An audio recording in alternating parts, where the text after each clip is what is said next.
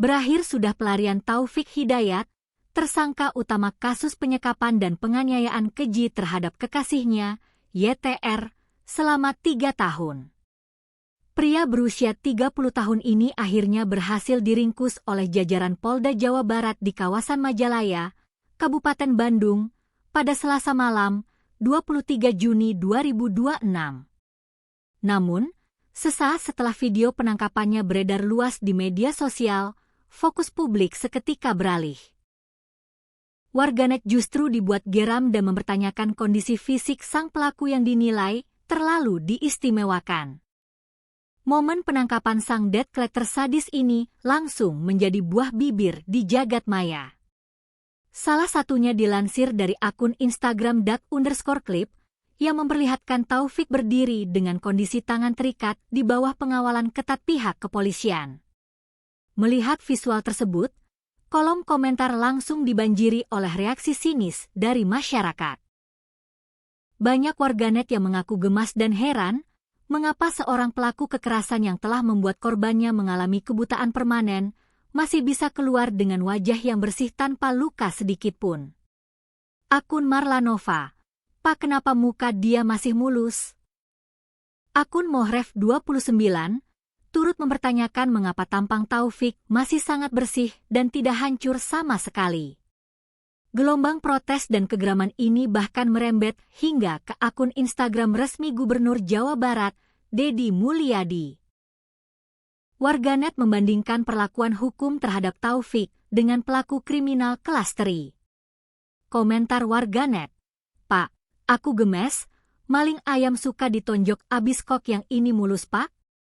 Masih senyum-senyum lagi, emang polisi enggak gemes?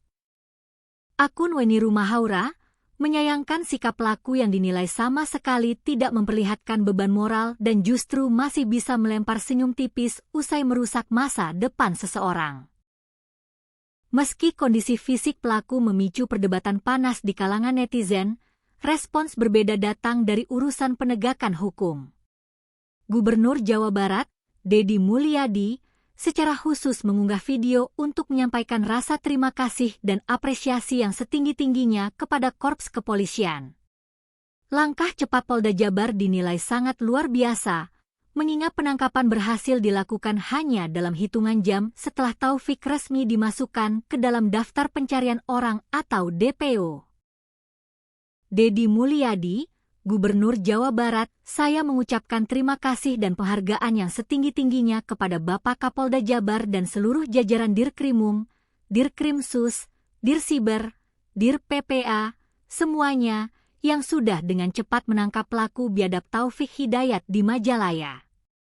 Gubernur Deddy Mulyadi kembali menegaskan bahwa tindakan yang dilakukan oleh Taufik sangat di luar batas kemanusiaan.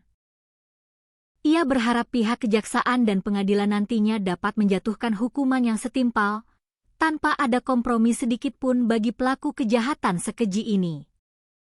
Pihak kepolisian sendiri menegaskan bahwa wajah mulus pelaku merupakan bukti profesionalitas aparat di lapangan yang mengedepankan prosedur hukum dan menghindari aksi main hakim sendiri demi kelancaran proses penyidikan.